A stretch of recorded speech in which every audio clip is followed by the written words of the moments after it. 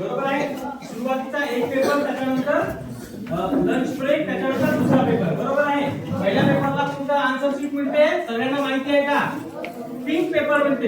Pink म्हणजे गुलाबी रंगाची आन्सर शीट मिळते. त्याच्यानंतर जेवण झाल्यानंतर जो मिळतो पेपर तो ब्लू रंगाची आन्सर शीट असते. बरोबर आहे. दोन पद्धतीचे कार्बन लेस पेपर असते, आन्सर शीट असते. बरोबर आहे. त्याच्यामध्ये दोन पेपर असतात. पेपर 2 त्याच्यामध्ये दोन विषय असतात, एक इंग्रजी आणि एक बुद्धिमापन चाचणी. सगळ्यांना माहित आहे बुद्धिमापन चाचणी. तर 1 ते 25 प्रश्न कशाचे असतील त्या पेपर मध्ये? लक्ष द्या इकडे, सगळे लक्ष द्या, केअरपूर्वक म्हणजे काळजीपूर्वक ऐका. पेपर क्रमांक 2 मध्ये एक प्रश्न क्रमांक 1 पासून तर प्रश्न क्रमांक 25 पर्यंत इंग्रजीचे प्रश्न असतात. ठीक आहे. इंग्रजीचे जे आता आहेत ते आपले मार्गदर्शन सर करणार आहेत तासिका झाल्यानंतर. त्याच्यानंतर प्रश्न क्रमांक 26 पासून सुरू होतो. प्रश्न क्रमांक 26 पासून सुरू होतो तर 75 पर्यंत प्रश्न क्रमांक 26 ते 75 काय आहेत? हे आहेत बुद्धिमापन चाचणीचे प्रश्न. आता हे किती प्रश्न आहेत? 50 प्रश्न आहेत. 50 प्रश्न किती गुण असणार यांना? 100 गुण असणार. आणि इंग्रजीचे 25 प्रश्न त्यांना किती गुण असणार? 50. म्हणजे इंग्रजीच्या तुलनेमध्ये आपल्याला बुद्धिमापन चाचणीचा वेटेज जास्त आहे.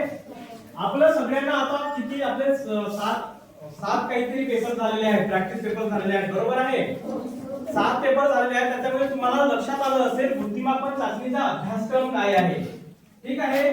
फक्त एमएससी महाराष्ट्र परीक्षा परिषद 2 पब्लिकेशन करते, एक सिलेबस आणि दुसरं प्रीवियस इयर क्वेश्चन पेपर म्हणजे मागे झालेले प्रश्नपत्रिका. सिलेबस त्याच्यासाठी असतो. सिलेबस हा व्हॉट टू स्टडी, काय अभ्यासला पाहिजे आपण, व्हॉट टू स्टडी काय अभ्यासला पाहिजे, आणि प्रीवियस इयरचे क्वेश्चन पेपर काय असतात, हाऊ टू स्टडी, कसं अभ्यास करायचा. ठीक आहे. दोन गोष्टी महत्त्वाच्या आहेत. कधी सांगत नाही एमएससी का कोणत्या पद्धतीचे प्रश्न म्हणजे कोणते प्रश्न येणार, कधीच सांगत नाही. फक्त हे सांगते कशा पद्धतीचे प्रश्न येतात. ठीक आहे. लक्षात आलं. सिलेबस, व्हॉट टू स्टडी आणि previous year PYQ previous year question paper काय सांगतात, हाऊ टू स्टडी, कसं अभ्यास करायचा. ठीक आहे. तर तुमच्या समोर सिलेबस आहे. याच्यामध्ये सगळ्यात जास्त वेटेज आहे कूट प्रश्न म्हणून एक टॉपिक आहे, कूट प्रश्न. ठीक आहे. त्याच्यानंतर त्याला 16% भारांश आहे, 8 प्रश्न असतील. त्याच्यानंतर तर्कसंगती व अनुमान आहे, त्याला 12% भारांश आहे, 6 प्रश्न असणार आहेत. त्याच्यानंतर वर्गीकरण त्याला इंग्लिश मध्ये क्लासिफिकेशन म्हणतात. लक्ष द्या इकडे, वर्गीकरण त्याला आहे 10% 5 प्रश्न. तर मी आता बघा हे जात नाही तेवढा अभ्यासक्रमामध्ये एक टॉपिक तुम्हाला 1-1.5 तासामध्ये तुम्हाला सांगत जाणार. ठीक आहे ना. सगळ्यात आता तुम्हाला इझी याच्यामध्ये त्या 75 प्रश्नामध्ये 30 प्रश्न बघा, 15 प्रश्न हे एकदम सोपे असणार आहेत. कसे असणार आहेत? सोपे. वाचल्याबरोबर उत्तर येऊन जातील तुम्हाला. त्याच्यानंतर मध्यम 20 प्रश्न असणार आहेत. किती? 20 प्रश्न मध्यम स्वरूपाचे असणार आहेत. त्याला थोडंसं तुम्हाला काय लावावं लागेल, आपला दिमाग लावावा लागेल, विचार करावा लागेल. त्याच्यानंतर पुन्हा 15 प्रश्न असे असणार आहेत जे तुम्हाला थोडंसं जास्त विचार करावा लागेल, इकडून ओढाताण करून तुम्हाला ते क्वेश्चन सॉर्ट आउट करावा लागेल. ठीक आहे. याच्यामध्ये 50 प्रश्नामध्ये सगळ्यात सोपा जर असेल तर आपला अभ्यासक्रमातला भावनिक बुद्धिमत्ता आणि सामाजिक बुद्धिमत्ता. काय आहे? भावनिक बुद्धिमत्ता आणि सामाजिक बुद्धिमत्ता. लक्षात घ्या, काळजीपूर्वक लक्षात घ्या. भावनिक बुद्धिमत्ता ही स्वतःशी रिलेट करते, स्वतःच्या संबंधानं करते. म्हणजे मी काय केलं पाहिजे, मी काय करीन, माझं काय चांगलं आहे, म्हणजे मी कसं याला हँडल करीन, मी कसं निर्णय घेईन, या संबंधानं असते. ठीक आहे. म्हणजे स्वतःशी रिलेट करते. त्यासाठी मी प्रश्न आणलेले आहेत, नीट लक्ष द्या, नीट लक्ष द्या. ठीक आहे. प्रश्न आहे बघा. कबड्डीच्या स्पर्धेत राजूचा संघ हरला. पुन्हा नीट वाचतो बघा. कबड्डीच्या स्पर्धेत राजूचा संघ हरला, त्या दिवशी त्याने डबाच खाल्ला नाही. तुम्ही त्याला काय सांगाल? हे ऑप्शन नंबर 1, संघातील उत्कृष्ट खेळाडू आजारी होता. ऑप्शन नंबर 2, पंचांनी चुकीचा निर्णय दिला. ऑप्शन नंबर 3, खेळात हार जीत ही असतेच आणि त्याच्यानंतर क्वेश्चन म्हणजे ऑप्शन नंबर 4 आहे, यापुढे कबड्डी कधीच खेळू नये. काय असेल आन्सर त्याचा? खेळामध्ये हार जीत होत असते. हे कोण निर्णय घेतला? आपण निर्णय घेतला. कसा निर्णय घेतला? सकारात्मक दृष्टिकोनातून निर्णय घेतला आपण. बरोबर आहे. कशा पद्धतीने घेतला आपण? सकारात्मक म्हणजे पॉझिटिव्ह विचार, असं निगेटिव्ह नाही. जाऊ दे ना, तो कसंही करू दे, मला नाही. आपल्याला काहीतरी तिथून काय करायचंय? निर्णय काढायचा आहे. कारण हे निर्णय जीवनामध्ये कुठेतरी आपल्याला काय पडणार आहे? उपयोगी पडणार आहे. अरे भाऊ, तुझं लक्ष आहे तुझं, तू परीक्षेत आलाय तिथे लक्ष ठेव इकडे, ठीक आहे? नाहीतर पुढच्या वेळेस येणार नाही, तुझा नंबर ऑटोमॅटिक कट होऊन जाईल देण्यापासून, ठीक आहे ना? ठीक आहे, पहिला प्रश्न समजला. अजून एक प्रश्न सांगतो बघा नीट तुम्हाला. पुन्हा एक प्रश्न बघा. आईने तुम्हाला शाळा सुटल्यावर पाणी भरण्यास सांगितले. लक्षात घ्या, आईने तुम्हाला शाळा सुटल्यावर पाणी भरण्यास सांगितले. प्रश्न समजला? अशा वेळी तुम्ही काय करा? प्रश्न असेच असतात. अशा वेळी तुम्ही काय करा? ऑप्शन नंबर 1, माझे पोट दुखतंय असे सांगून पाणी भरणार नाही. 2, अशी कामे मला सांगू नका असे बोला. ऑप्शन नंबर 3, लगेच पाणी भरण्यास सुरुवात करणार. आणि ऑप्शन नंबर 4, माझा होमवर्क करायचा आहे असे सांगून पाणी भरणार नाही. Yes, very good. लगेच पाणी भरणार. बघा, हे प्रश्न अगदी तुम्हाला हमखास 100% तुम्हाला गुण देणारे आहे. असे प्रश्न सोडू नका. असा प्रश्न एक असते. हा आहे भावनिक बुद्धिमत्तेच्या संबंधानं तुमच्याशी रिलेट करणारा. कोणी सांगणार आहे का तुमचे निर्णय दुसऱ्याने सांगणार आहे का? नाही. तुम्हाला नीट वाचूनच तुम्हाला उत्तर द्यायचे आहे. ठीक आहे, समजलं? भावनिक बुद्धिमत्ता 2 म्हणजे एक प्रश्न तुमचा 2 गुणाचा पक्का झाला. झाला पक्का? झाला का पक्का? आवाज झाला पक्का? त्याच्यानंतर आपण पाहू आपण सामाजिक बुद्धिमत्ता.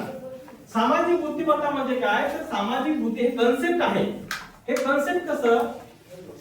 परिसराशी, निसर्गाशी, घराशी, वातावरणाशी, कुठल्या खेळाशी, कुठली एक इमारत असेल त्या इमारतीशी आपले चांगले विचार करणं. आपण कितपत त्या गोष्टींना चांगल्या दृष्टीने पाहतो, चांगल्या गोष्टींना विचार करतो, अशा पद्धतीचे हे सामाजिक बुद्धिमत्ता असते. समजा एखाद्या तुम्ही बस स्टँडवर गेलात, बस स्टँडवर एखाद्यानं जर तुमच्या समोर बस स्टँडवर काही काळ्या रंगाने जर लिहित असेल, अशा वेळेस तुम्हाला निर्णय घ्यायचा असते. एक सामाजिक जाणीव म्हणून, सामाजिक बांधिलकी म्हणून, समाजामध्ये आपण राहतो म्हणून, समाजामध्ये आपण राहतो म्हणून आपली काहीतरी जबाबदारी बनते ना. म्हणून आपण ते निर्णय कसे घ्यायचे त्याच्या संबंधानं याच्यावर हमखास एक प्रश्न असते आणि हमखास मिळते. एक बघा प्रश्न आलेला आहे तुमच्यासाठी. 2-3 आणले, परंतु आपल्याकडे वेळ नाही आहे, तर तुम्ही एकच प्रश्न तुम्हाला वाचून दाखवतो. ठीक आहे? तुमच्या गावाला, प्रश्न नीट वाचून घ्या, तुमच्या गावाला व्यसनमुक्त करायचे आहे. ठीक आहे ना? समजलं ना सगळ्यांना? अशा वेळी तुम्ही काय करा? मगाचे प्रश्न रिलेटेड तुमच्याशी होते. हा प्रश्न आहे समाजाशी बांधिलकीने आहे. व्यसनाचे दुष्परिणाम लोकांना पटवून देणार, व्यसन करणाऱ्यांना दोष देणार, मी स्वतः व्यसनग्रस्त लोकांवर रागावणार, आणि 4 आहे व्यसनमुक्ती कार्यक्रमाकडे दुर्लक्ष करणार. त्याच्यापेक्षा थोडस कठीण असते. हा भावनिक बुद्धिमत्तेपेक्षा सामाजिक बुद्धिमत्ता थोडस अपग्रेड आहे त्याचं. ठीक आहे ना? हा, व्यसनमुक्ती म्हणजे काय बघा. सगळ्यात महत्त्वाचं म्हणजे तुम्हाला व्यसनमुक्ती म्हणजे माहिती पाहिजे. बरोबर आहे का? व्यसनमुक्ती म्हणजे काय? तर कोणी दारू पिऊन ओरडत असते, कोणी वाईट म्हणजे खडा खाणं, हे करणं, त्याच्यानंतर जे आपल्याला समाजाला आवडणार नाही, घरात आवडणार नाही, अशा गोष्टी. समजा सिगारेट खात असेल, तंबाखू खात असेल, अशा गोष्टी जे आपल्याला आवडणार नाही, अशा गोष्टीला आपण काय म्हणतो? व्यसन मुक्त म्हणतो. बरोबर आहे? म्हणजे व्यसन करणारे लोक, त्यांना मुक्त करायचे, आपल्याला बाहेर काढायचे आहे. ठीक आहे? तर बघा, व्यसनाचे दुष्परिणाम लोकांना पटवून देऊ, एक व्यसन करणाऱ्यांना दोष देऊ, मी स्वतः व्यसनग्रस्त लोकांवर रागावणार, आणि 4 नंबर आहे व्यसनमुक्ती कार्यक्रमाकडे दुर्लक्ष करणार. काय येईल ऑप्शन? यस, पहिलाच येणार. बरोबर आहे. व्यसनाचे दुष्परिणाम आपण लोकांना सांगणार. ठीक आहे. पुन्हा एक बघा,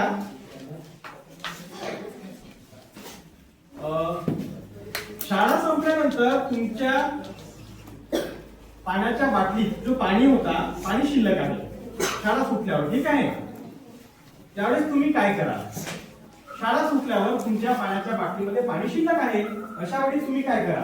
एक मैदानावर फेकून देणार, मित्राच्या अंगावर उडवणार, मैदानातील झाडांना पाणी देणार आणि त्या रस्त्यावर फेकून देणार. Yes, very good, right answer. बरोबर आहे. तर अशा पद्धतीनं हे दोन प्रश्न झाले ज्याच्यावर 4 गुण आहेत. हे भावनिक बुद्धिमत्ता आणि सामाजिक बुद्धिमत्तेवर अवलंबून असतात. याच्यातले कोणीही प्रश्न तुम्ही सोडू नका. समजलं? आणि स्कॉलरशिप तुमच्याकडे सगळ्यांकडे सगळ्या शाळेमध्ये अशी पुस्तकं आहेत. 5-5, 6-6 पुस्तकं आहेत. त्याच्यातले 11व्या नंबरचा चॅप्टर आहे. किती नंबरचा चॅप्टर आहे? 11व्या नंबरचा चॅप्टर आहे. त्याच्यामध्ये 10-10 प्रश्न सराव संच दिलेला आहे. ते प्रॅक्टिस जरी केले तरी तुम्हाला 4 मार्क्स हमखास मिळतात. लक्ष द्या इकडे. येणारे येत राहणार, जाणारे जात राहणार, परंतु आपला लक्ष विचलित होऊ देऊ नका. ठीक आहे. डन डन झालं. समोर जायचं. त्याच्यानंतर आहे हमखास गुण मिळवून देणारे आहे समान पद ओळखणे. काय आहे? समान पद ओळखणे.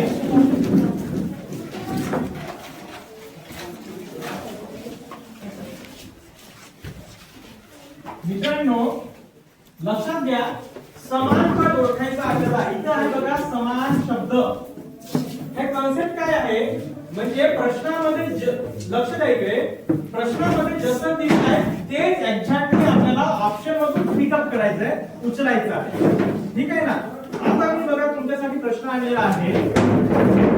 हे प्रश्न एका साइडला प्रश्नपत्रिकेच्या एका बाजूला, ठीक आहे, प्रश्न क्रमांक जो पण असेल त्या प्रश्न क्रमांकाच्या एका बाजूला प्रश्न आकृती असते आणि त्याच्या समान आन्सर म्हणजे प्रश्न उत्तर आकृती असतात. 4 ऑप्शन असतात. ठीक आहे.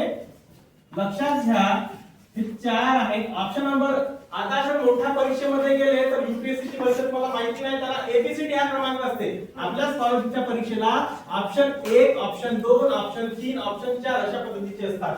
1, 2, 3 आणि 4. नवोदयला नंबर नसतात. नवोदयला A B C D, A B C आणि डी असे ऑप्शन्स असतात. बरोबर आहे. आपल्याला हे नंबर लक्षात घ्यायचे आहेत. ठीक आहे. आता बघा इथे एक तुमच्यासाठी प्रश्न आहे. एकदम सोपा प्रश्न आहे पण ज्याच्यातून आपल्याला हमखास गुण मिळणार आहे. बघा. ठीक आहे. हे आहे प्रश्न आकृती. लक्षात येत आहे? हे काय आहे? प्रश्न आकृती आहे. त्याच्यानंतर बघा तुम्हाला समान पद ओळखायचं आहे. काय ओळखायचं आहे? समान पद ओळखायचं आहे.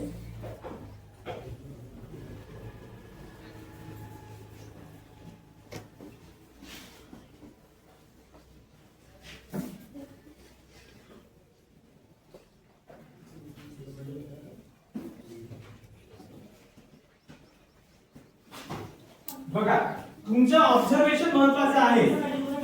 लिहू नका फक्त ऑब्झर्वेशन. ऑप्शन नंबर 2 बघा. A capital, B small, C small, D small. सगळ्यात महत्वाचं बघा ऑप्शन इलिमिनेट करायचं, काढायचं कसं ते सांगतो. सगळ्यात महत्वाचं म्हणजे त्याच्याला काय होते, तुम्हाला तुमच्या वेळ वाचते. हे बाई कुठे लक्ष दिलंय मग तू? वाईट बेड. लक्ष दे इकडे. बघा सगळ्यात पहिले एकच इथे कॅपिटल लेटर आहे. बरोबर आहे. तर असे शब्द शोधा जिथे एकच कॅपिटल लेटर आहे. इथे 2 आहेत म्हणजे रॉंग. विचारच नाही करायचा, बिलकुल विचार नाही करायचा त्या प्रश्न ऑप्शनचा. त्याच्यानंतर इतर ए आहे, इथं 2 आहेत, हा पण गेला. बरोबर आहे. इथं पण 2 आहेत. उरला कोणता रे? किती वेळ कमी लागते आपल्याला म्हणजे ऑप्शन इलिमिनेशन मेथड. याला काय म्हणायचं? पर्यायी काढण्याची पद्धत म्हणतात. म्हणजे जर पर्याय आपण गाडत गेले ना तर आपण उत्तरापर्यंत सहज जातो. दोन पर्याय ऑटोमॅटिकली इलिमिनेट होतात, बाहेर जातात आणि शेवटचे दोन असतात त्याच्यात थोडंसं विचार करायचा असतं आणि आन्सर लिहायचा असतो. ठीक आहे. त्याच्यानंतर बघा आता थोडीशी याच्यात थोडंसं हार्ड देतो मी, म्हणजे याच्यामध्ये हमखास मिळतात. थोडंसं तुमची निरीक्षण दृष्टी, त्याच्यानंतर प्रश्न वाचायचं, समान पद ओळखायचं, समान पद ओळखता आलं पाहिजे. सगळ्यांना आय होप सगळ्यांना चांगलं मराठी वाचता येते सगळ्यांना? मराठी जर चांगलं वाचता येत असेल तर तुम्हाला बुद्धिमत्ता चाचणी सोडवायला काही कठीण जाणार नाही. ठीक आहे. आता बघा प्रश्न आकृती आहे.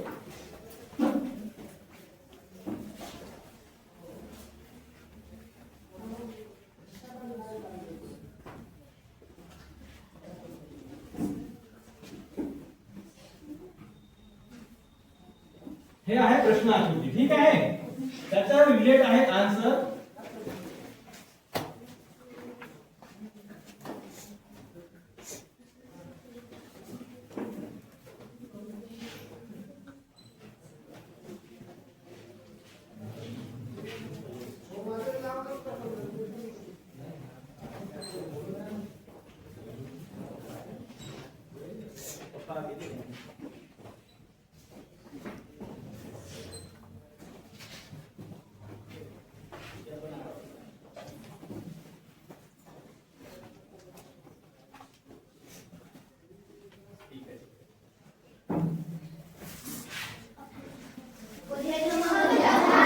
पर्याय क्रमांक 4. बघा एकच आहे काटकोन, दोन आहे, आपल्याला सगळ्यात पहिले तीन पाहिजे आहे. बरोबर आहे. इथे आहेच नाही. ठीक आहे. जास्त वेळ देण्याची गरज आहे या टॉपिकवर नाही. समान पद ओळखायचं आहे त्याच्यामुळे काही गरज नाही. ठीक आहे. दोन टॉपिक झाले. हा बाळा हा सांग हे विचार बाळा. हा इथे काय समजलं सांगू सांग.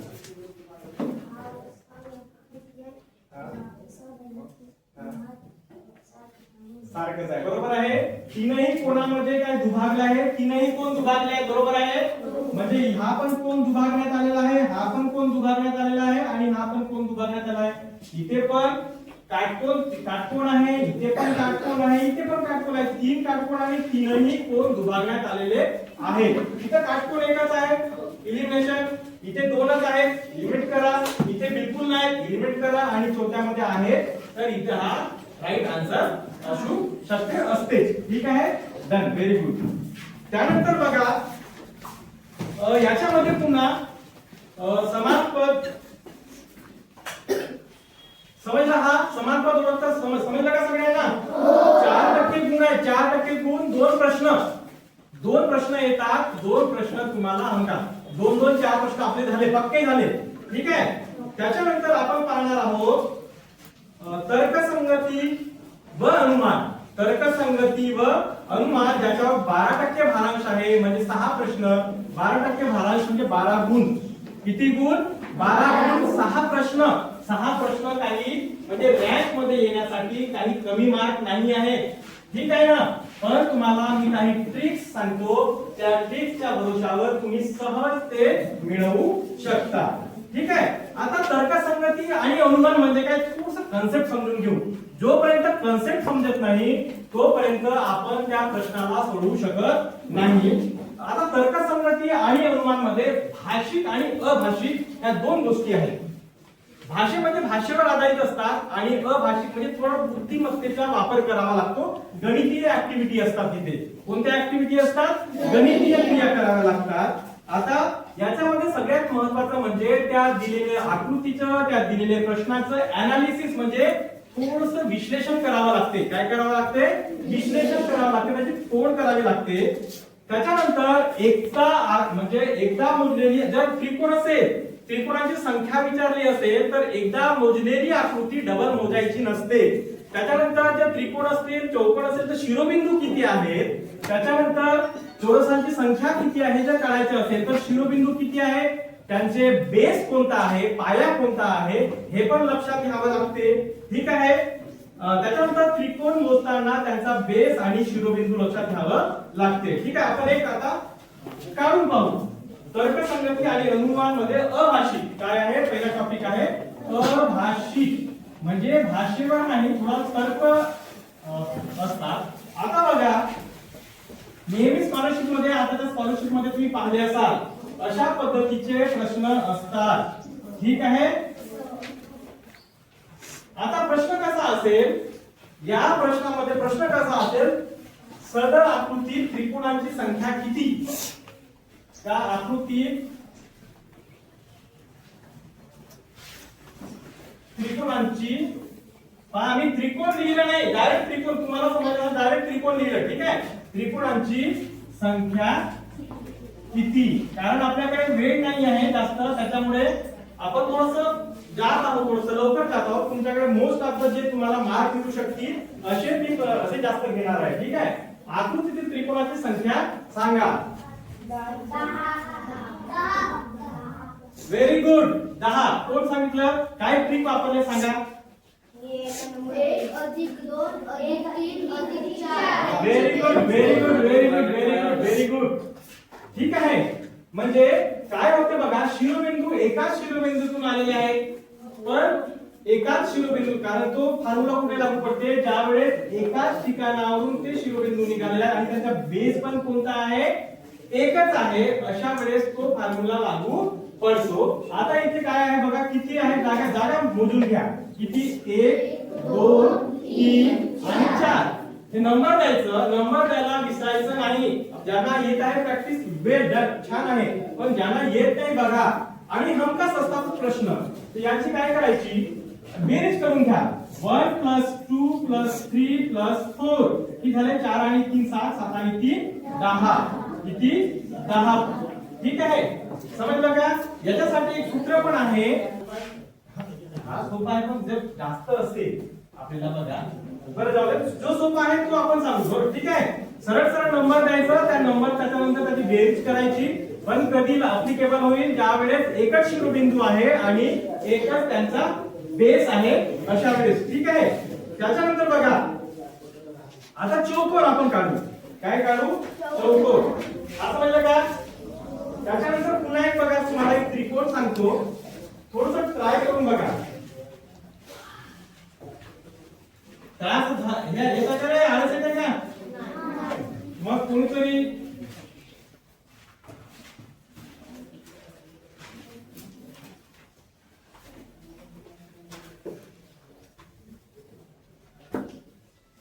कारण दिवसेंदिवस आपली परीक्षा ही थोडी कठीण चाललेली आहे. ठीक आहे ना. बसणाऱ्यांची संख्या जास्त होत आहे, म्हणजे स्पर्धा आहे शेवटी. आणि स्कॉलरशिप द्यायचे, तुम्हाला 5 विद्यार्थ्यांना स्कॉलरशिप द्यायचे, बसल्यात 50 पोरं, तर आपल्याला ऑटोमॅटिक पेपर हा कठीणच येणार, टफ येणार. बरोबर आहे. आणि प्रॅक्टिस वर्ग पण जास्त आहे, त्याच्यामुळे परीक्षा टफ येणार. आता मला सांगा, सदर आकृती त्रिकोणांची संख्या किती. 21. बरोबर विचार करा.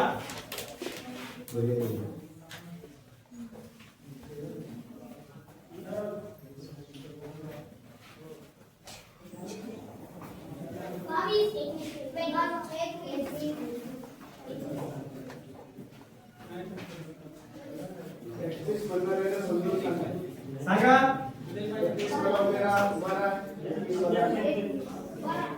21 वाला उभा राहा ना पहिले. 21 कोण म्हटलं, उभा राहा. कशी आहे आजूबाजू,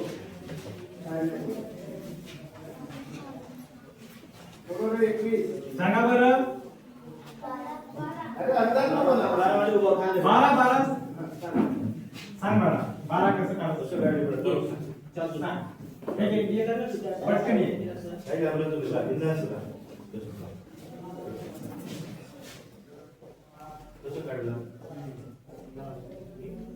हा ठीक आहे, चालेल. हा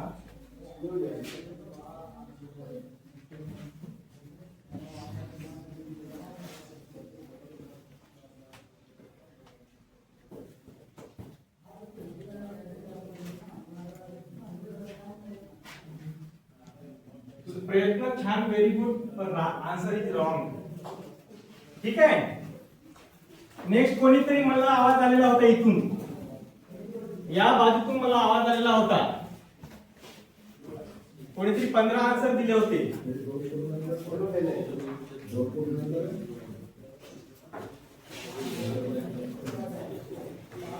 15 आन्सर दिले तर कोणीतरी बोलला होता कसं रे अंदाज मारला का? अंदाज मारला का काही गेस आला तुला अंदाज अंदाज मारला तुला नाही मारला. अंदाज असणार असणार बरोबर आहे. इकडे बघा हे 1 आणि 2 बरोबर आहे अप्लिकेबल झाला इथे झाला अप्लिकेबल ठीक आहे. त्याच्यानंतर हा 1 2 3 हे पण अप्लिकेबल होणार इथे बरोबर आहे. म्हणजे किती झाले हे 1 आणि 2 3 झाले. त्याच्यानंतर हे किती झाले 6 झाले 6 आणि 3 परंतु याच्यासाठी सुद्धा 1 2 आणि 3 हे 6 झाले हे 6 हे 6 आणि हे 3 किती झाले 15 किती झाले 15. आणि किंवा जर तुम्हाला कठीण वाटत असेल ना रे अशा वेळेस काय करायचं जर फॉर्म्युला लागत नसेल सूत्र लागत नसेल तर सरळ सरळ काय करायचं याला म्हणजे नॉमेनक्लेचर करायचं नाव द्यायचं. आता बघा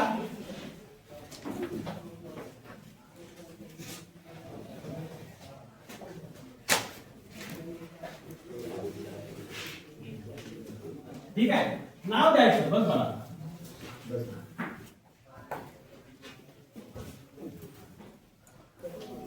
ठीक आहे. आता त्रिकोण मोजून घ्यायचं सरळ सरळ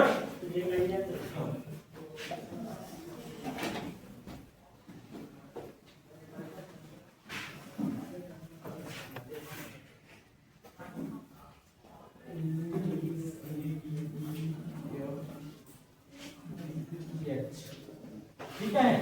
अशा वेळेस अलग अलग काय द्यायचं नावे द्यायचं त्याला.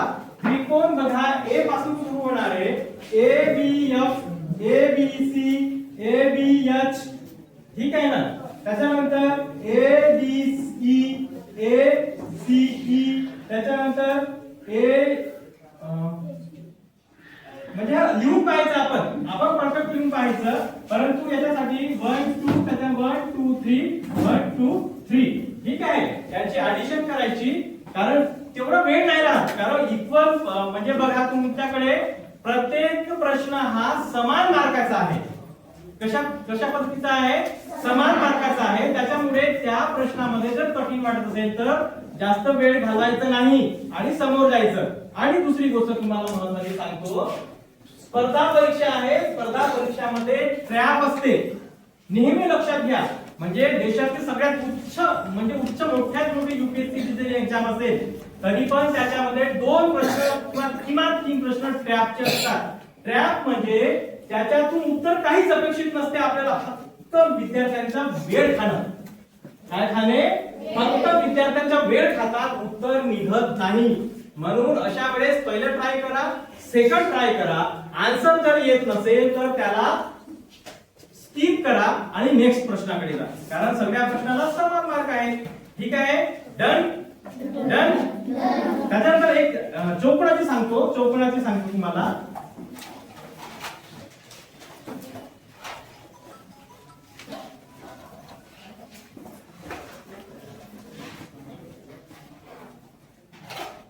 ठीक आहे याच्यामध्ये चौकोनाची संख्या किती आहे सांगा. ऑप्शन देत नाही पटकन सांगा आता.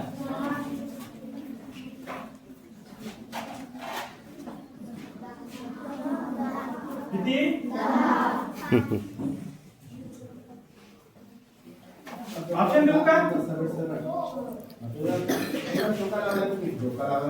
चौकोन म्हणजे 4 कोन. चौरस आणि चौकोनात फरक आहे बरं का.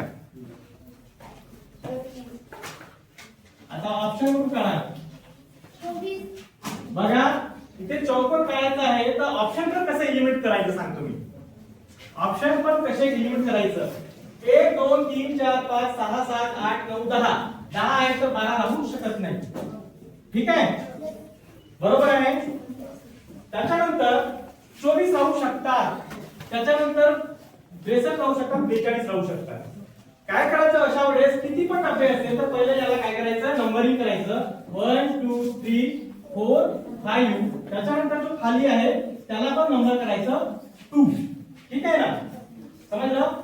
त्याच्यानंतर हे 1 2 3 4 5 जे पण आहे त्यांची बेरीज करून घ्यायची. जरा 3 त्याच्यानंतर 6 6 4 10 आणि 1 किती होत झाले 15 15 बरोबर आहे.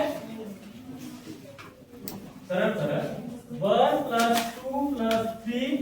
Plus 4 plus 5u multiplied by 1 into म्हणजे 1 इंटू 1 प्लस 2 करा आता करा करा बेरीज करा पटकन 5 आहे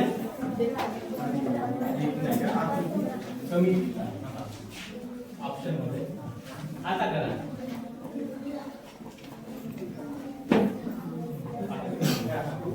किती आता करा ना रे अरे करा ना रे 6 डबे भूमीला समजायचं ना? हा गुणाकाराचं चिन्ह आहे तर अरे 3 प्लस 3 6 6 4 10 10 ने 5 15 15 ने 6 21 21 गुणिला 2 बेक बे किती झाले 21 हां 21 गुणी 21 गुणी किती समजलं का सर्वांना? समजलं का का सांगू अजून एकदा सांगतो ठीक आहे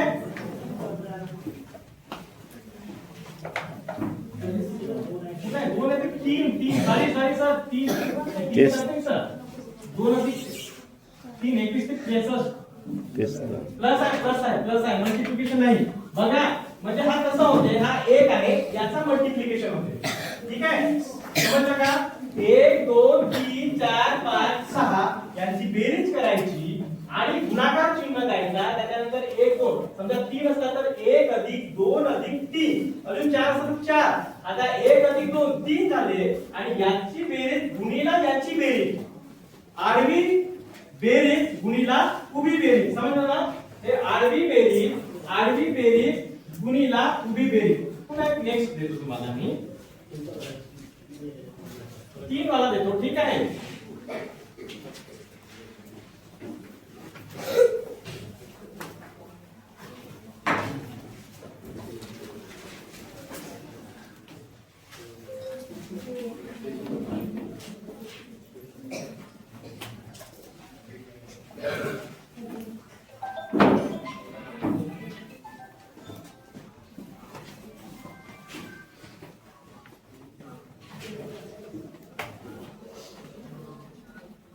ओके आता बघा आता इथे चौकोनाची संख्या किती आहे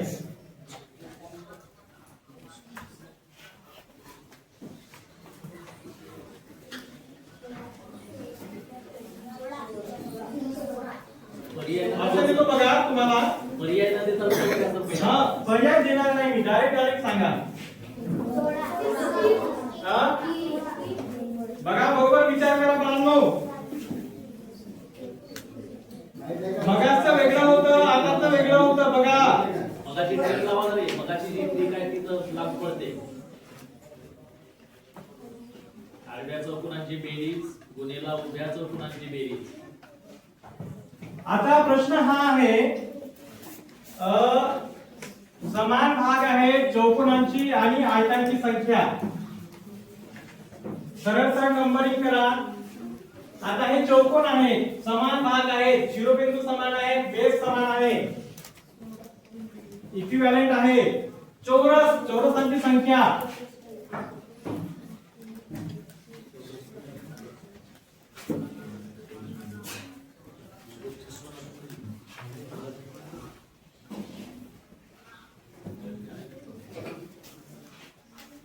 नंबर द्यायचा हे बघा नंबर देऊ 1 2 3 आणि 4 ठीक आहे त्याच्यानंतर इकडे हा 2 3 आणि 4 ठीक आहे सरळ सरळ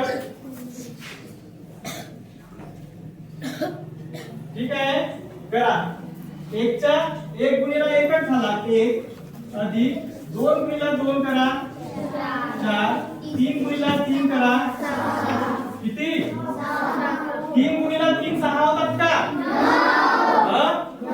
त्याच्यानंतर 4 गुणिला 4 करा बेरीज करा किती झाले 4 आणि 1 5 9 5 14 प्लस 16 किती झाले झाले हे आहे समान भाग आहेत, समान भाग आहेत इथे, बरोबर आहे. मी सांगितलं समान भाग, शिरो म्हणजे बेस सारखा आहे, त्याच्यानंतर शिरोबिंदू पण समान आहे. हे चौकोन चौरस आयतांची संख्या वेगळी आणि चौकोनांची संख्या काढताना वेगळं गुणधर्म लागू पडते, लक्षात घ्या. हे लिहा, ट्रिक लिहा. तुमच्या सगळ्यांच्या स्कॉलरशिपच्या पुस्तकामध्ये काय आहे गाईडलाईन आहे, वाचत चला. त्याच्यानंतर तुम्हाला यांची म्हणजे तुम्हाला सगळे प्रश्न सॉल्व्ह होतील.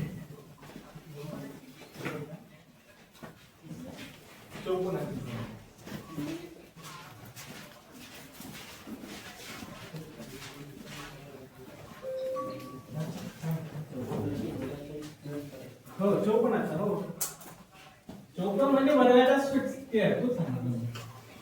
म्हणजे 1 चा वर्ग, इथे 2 चा वर्ग, इथे 3 चा वर्ग आणि 4 चा वर्ग.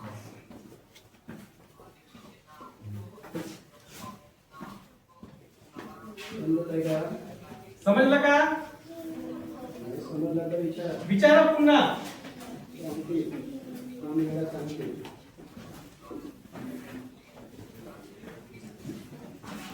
त्याच्यानंतर याच्यावर मला हे सांगा,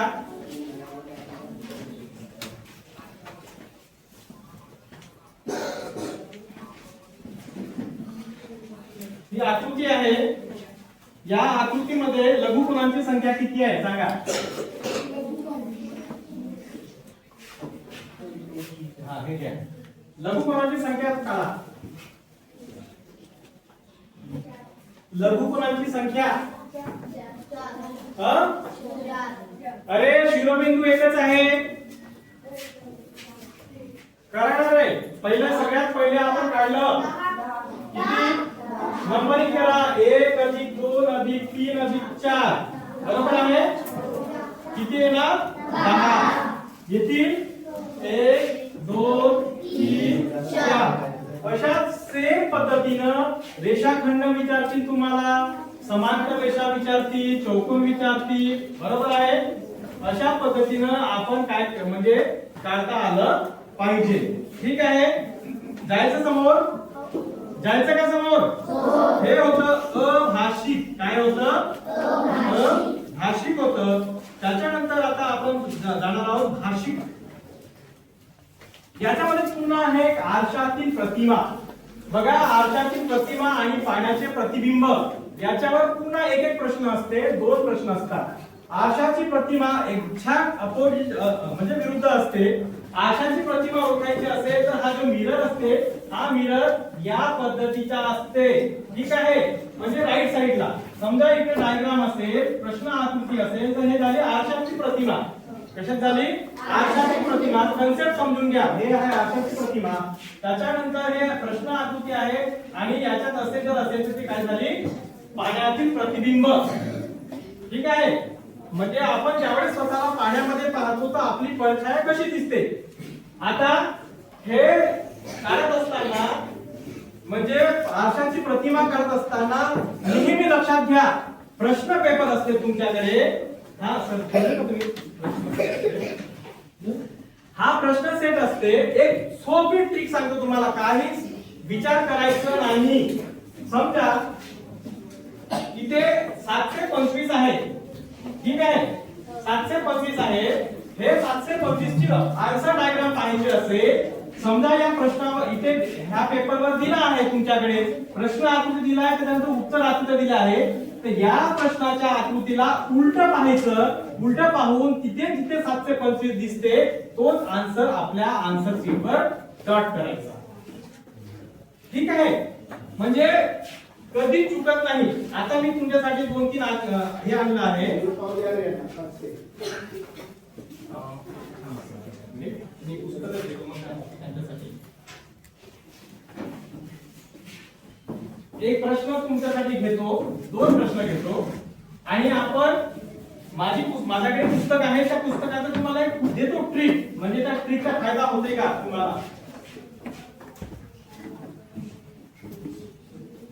आता तुम्ही म्हणाल सर प्रश्न म्हणजे फक्त अक्षरच असतात का. आकृती पण असेल, अक्षर असतील, अंक असतील. ठीक आहे, पाचवीसाठी फक्त अक्षर आणि अंकांचं प्रावधान आहे, म्हणून तुम्हाला अंक आणि अक्षरच देतील, परंतु आठवीला डायग्राम पण असेल, एखादं दुसरं काही पण असेल. ठीक आहे. आता याचे आहे प्रश्न आकृती. काय आहे? प्रश्न आकृती. याचे ऑप्शन बघा.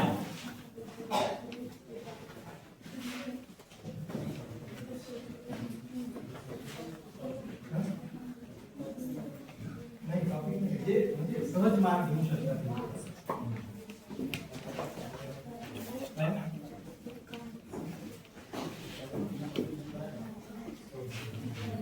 हे बघा,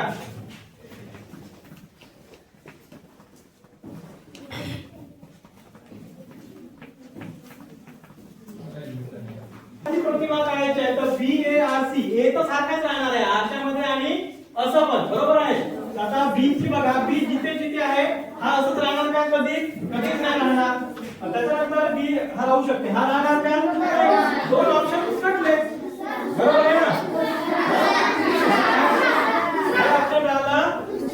तिसरा ऑप्शन कोण म्हणत आहे? बघा, याची आकृती सी पहिलेच येणार, कारण हा असा इथे दिसणार तर सी पहिले येणार बरोबर आहे. सी इथे पण आहे, इथे पण आहे. डन. ओके. त्याच्यानंतर काय राहणार? आर राहणार. आर उलटा हो. काय बघा, हा आर सरळ आहे, आपण काढला. उरला कोणता? मग वेळ लागला का? नाही. आता बघा, सेम ॲज इट इज तुम्हाला मी एखादी आकृती दाखवतो, म्हणजे ते मागे पेपर मागे करायचा.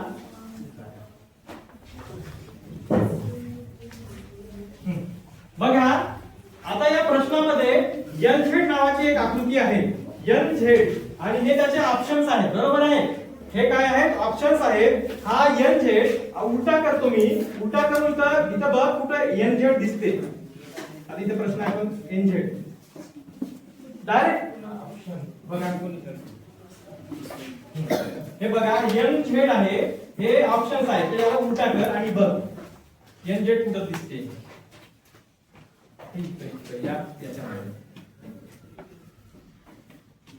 अरे इकडची आकृती पहा, ते पाहू नको, ते आता लिहिले आहेत पण ते. हे 9 मराठीत आहे, विचारच करू नका. उरले 3. याच्यानंतर बघा, हा राईट साइडला आहे 5 बरोबर आहे. तर इथे येईल का? येईल का? नाही. आता विचार करा याच्यापैकी.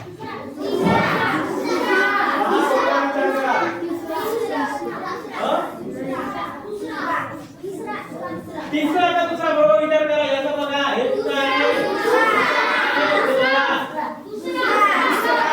काय आन्सर येईल? बरोबर आहे. तिसरा का बरं येणार नाही? यस.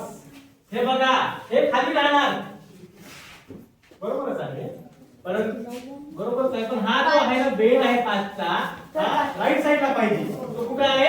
लेफ्ट साइडला आहे बरोबर आहे, डाव्या बाजूला. म्हणून हा येणार नाही. ओके. हे होतं तर भावनिक बुद्धिमत्तेचे 4 गुण, 2 प्रश्न. त्याच्यानंतर त्रिकोणांची चौकोनांची संख्या, त्याच्यावर 4 प्रश्न. किती झाले? 4 गुणे 8 मार्क आणि ते 4 8 14 मार्क, 8 12 मार्क झाले. त्याच्यानंतर आता आरशातील प्रतिमा 1 आणि पाण्यातील प्रतिबिंब 1.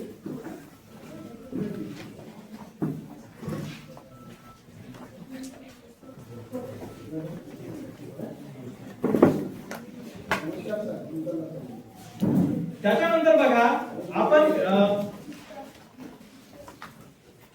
तर्कसंगती व अनुमान मध्ये भाषिक हे होतं, मागाचं अभाषिक होतं. तर अप्रॉक्सिमेटली आपण म्हणजे आपल्या टार्गेटच्या गेलो. पण एक याच्यातला एक टॉपिक सांगतो. ठीक आहे. त्याच्यानंतर आपण म्हणजे यांना हे करून तर्कसंगती व अनुमान ज्याच्यावर 12% भारांश आहे, म्हणजे जास्त मोस्ट ऑफ द प्रश्न आहे. ठीक आहे. आता आपण अभाषिक शिकले. आता भाषिक मध्ये काय असते? विचार शक्तीला चालना देणारे असतात. विचार करायचा असतो, आपला रिलेशन कोणासोबत तरी बनवायचा असतो, पुढे मागे विचार करायचा असते, दिशा माहित असायला पाहिजे आपल्याला. ठीक आहे. याच्यामध्ये कल्पनाशक्ती, निष्कर्ष, एखाद्या विधानावर अर्थ काढणे या गोष्टी अभिप्रेत असतात. 4 मार्क आहे. आता बघा हे अभाषिक सॉल्व करत असताना वय महत्वाचं असते. काय वय, नातेसंबंध, त्याच्यानंतर तुलना करायची असते, नावात बदल झाल्यानंतर आपण ओळखायचं असते आणि नाती जपायचे असतात. ठीक आहे. नावात बदल म्हणजे काय? आता एक त्याच्यामध्ये कन्सेप्ट आहे नावात बदल म्हणजे काय. नावात बदल म्हणजे याला हे म्हटलं, अस्वलाला कोल्हा म्हटलं, कोल्ह्याला वाघ म्हटलं, वाघाला सिंह म्हटलं, अशा पद्धतीचे प्रश्न असतात हे भाषिक याच्यामध्ये. तर तुम्हाला एक प्रश्न आपण वयाच्या संबंधाने किंवा उंच कोण, ठेंगणा कोण याच्या संबंधाने बघा. रमेश हा नीट प्रश्न ऐका मी लिहितो पण हा गणेश पेक्षा उंच आहे. गणेश पेक्षा उंच आहे. आता उंच आणि ठेंगणा हे आपल्याला माहित असायला पाहिजे बरोबर आहे. जर आपल्याला हे माहित नसेल तर आपण तो प्रश्न सॉल्व करू शकत नाही. उंच हा कन्सेप्ट माहित पाहिजे. सुरेश हा रमेश पेक्षा उंच आहे. रमेश पेक्षा उंच आहे. रवी हा सुरेश पेक्षा उंच आहे.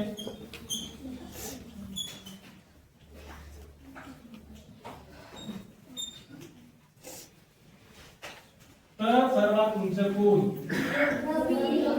Very good. आता बघा याच्यामध्ये 2 कन्सेप्ट आहेत. याच्यामध्ये 2 संकल्पना आहेत. असे प्रश्न सॉल्व करत असताना सगळ्यात पहिले एक आपण म्हणतो चापेक्षा मोठा, चापेक्षा लहान. माहित आहे? चापेक्षा मोठा, चापेक्षा लहान इक्वल टू, बरोबर आहे. हे वापरतो गणितामध्ये वापरतो ना. तर याचा वापर करायचं किंवा डायरेक्ट डायग्राम काढायची. आता डायग्राम कशी काढायची बघा मी सगळ्यात सांगतो. रमेश हा गणेश पेक्षा उंच आहे म्हणजे गणेशला उंच दाखवा कोणापेक्षा. मग तिथे लिहा ग बार गणेश किंवा गणेश डायरेक्ट लिहून टाका. ठीक आहे ना. म्हणजे आता रमेश हा रमेश असेल. ठीक आहे. हा कोण असेल? रमेश आहे. रमेश कोणापेक्षा गणेश पेक्षा उंच आहे म्हणजे गणेश कसा असेल? लहान असेल का नाही? हा गणेश लहान आहे. तिथे गणेश लिहा. ठीक आहे. सुरेश हा रमेश पेक्षा उंच आहे. सुरेश याच्यापेक्षा उंच आहे. हा कोण? सुरेश. ठीक आहे. त्याच्यानंतर रवी हा सुरेश पेक्षा पुन्हा उंच करा. रवी लिहा. आता हा डायग्राम तयार झाली. तुमच्या डोळ्यासमोर डायग्राम तयार झाली म्हणजे तुम्ही सरळ आता इथून समजून येईल तुम्हाला कोण उंच आहे सगळ्यात. आणि जर प्रश्न त्याला सगळ्यात ठेंगणा कोण? जर तुमच्या ठिकाणी ठेंगणा जर विचारला तर तुम्हाला लक्षात येईल कोण आहे? गणेश. सगळ्यात ठेंगणा. ठीक आहे. समजलं. आता ही होती एक कन्सेप्ट. त्याच्यानंतर दुसरा कन्सेप्ट आहे रमेश हा गणेश पेक्षा उंच आहे. रमेश इज ग्रेटर दॅन म्हणजे मोठा आहे कोणापेक्षा? गणेश पेक्षा. ठीक आहे. त्याच्यानंतर सुरेश हा रमेश पेक्षा उंच आहे. सुरेश हा रमेश पेक्षा उंच आहे. सुरेश हा कोणापेक्षा मोठा आहे? रमेश पेक्षा मोठा आहे. त्याच्यानंतर रवी हा सुरेश पेक्षा मोठा आहे सुरेश पेक्षा. बरोबर आहे. सगळ्यात मोठा कोण मग? रवी. जर आपण तसं काढू शकलो नाही तर या पेक्षा मोठा, पेक्षा लहान या संकल्पनाचा वापर करायचा आणि प्रश्नांचं उत्तरे द्यायची. ठीक आहे. आलं लक्षात. त्याच्यानंतर दुसरा एक प्रश्न होता बघा. नीट मी लिहत नाही ऐका. बसला रिक्षा म्हटले. लक्षात घ्या. बसला रिक्षा म्हटले. रिक्षाला सायकल म्हटले. सायकलला रेल्वे म्हटले आणि रेल्वेला विमान म्हटले तर 3 चाकी वाहन कोणते? Yes cycle. काऊन विमान नाही होऊ शकत? काऊन विमान नाही राहू शकत का? जर ऑप्शन मध्ये विमान दिला असता तर विमानाला किती चाकं राहतात? रिक्षाला किती राहतात? मग बाळांनो लक्षात घ्या. प्रश्नच म्हटला आहे विमानाला विचारलंच नाही ना त्यांनी. फक्त जस्ट काय केलं आहे त्यांनी? फक्त रेल्वेला विमान म्हटलं आहे, पण विमानाला काय म्हटलंय दिलाच आहे का तिथे? नाही, म्हणून आपण आन्सर तो प्रेडिक्ट करू शकत नाही. लक्षात घ्या, म्हणून सायकलच हा उत्तर राहू शकते. ठीक आहे. त्याच्यानंतर पुन्हा राहणे, दाम्पत्य समजते. दाम्पत्य म्हणजे पती पत्नी. ठीक आहे ना. लक्षात घ्या, राहणे दाम्पत्याला दोन विवाहित मुलगे, दोन विवाहित मुलगे, दोन विवाहित मुलगी आणि 3 अविवाहित मुली आहेत.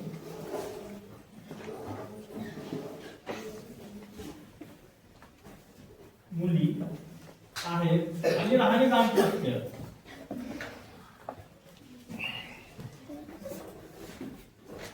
ठीक आहे. राहणे दाम्पत्य त्याला 2 विवाहित मुली आहेत आणि 3 अविवाहित मुली आहेत. तर त्या कुटुंबामध्ये कमीत कमी एकूण किती सदस्य असायला पाहिजे?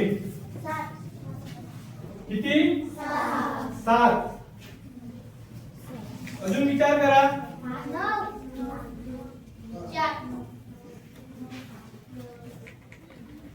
सदस्य म्हणजे तिथं स्त्रिया पण आले, पुरुष पण आले.